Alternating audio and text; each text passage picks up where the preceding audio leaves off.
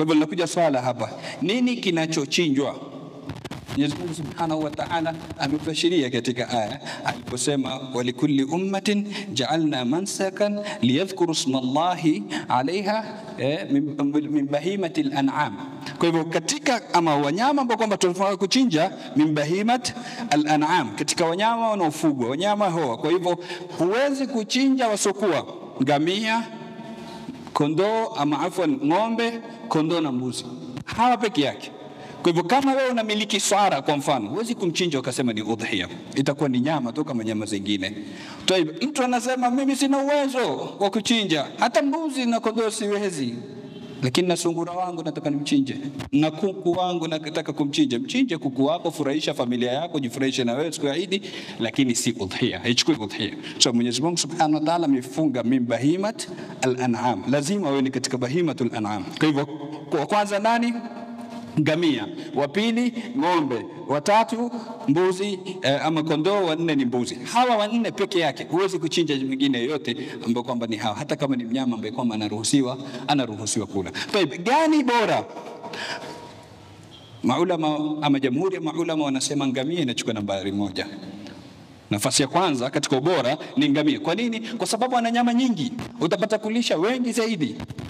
Kisha anafuatia mbuzi, ng'ombe, kisha anafuatia kondoo na mbuzi katika daraja ya 3. Isipokuwa kwa madhehebu ya Imam Malik wanasema la, bora ni kondoo. Kwa nini bora ni kondoo? Wanasema kwa sababu katika miaka 10 yote ile aliyotaja Saidina Anas Mtume akichinja, alichinja kondoo. Hajawahi kuchinja ngamia na walikuwepo. Hajawahi kuchinja mnyama mwingine wote.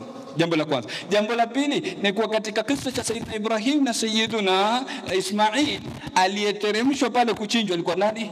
Kondoo. Ni madhhabu ya Imam Malik, lakini kwa kukusanya kauli zote ni kuwa bora ni yule mkubwa. Ikiwa mkubwa yule ambaye kwamba anachukua nafasi ya wasaba, atawekwa katika mizani na wanyama wengine wadogo wa 7. Yani ima nichinje ngamia ama nichinje kondoo 7 ama mbuzi 7, basi bora kuchinja kondoo 7 ama mbuzi 7 kuliko kuchinja ngamia moja. Na hapa ni masala mengine tunayapata kuwa kondoo na mbuzi anamtosheleza mtu mmoja peke yake, ama ngamia na ng'ombe wanaweza kushirikiana watu wangapi?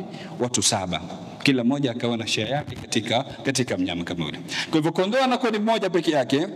Mtume sallallahu alayhi wasallama alichinja katika riwaya zingine kondoo mmoja, katika riwaya zingine utapata ni kondoo wawili. Namna itakavyokuwa, haujafungwa wewe, si lazima uwe utachinja mmoja tu. Unaweza kuchinja mmoja, unaweza kuchinja wawili, unaweza kuchinja 100, unaweza kuchinja 2000. Kwa uwezo ule Mwenyezi Mungu Subhanahu wa Ta'ala atakujalia. Usijipime wala usijiwekee mipaka, kwa sababu ushaambiwa kwa kila nyele una hasana. Sasa angalia, ukiwa na uwezo wa kuchinja 1000 una hasanati ngapi ambazo kwamba unazipata kwa Mola Subhanahu wa Ta'ala.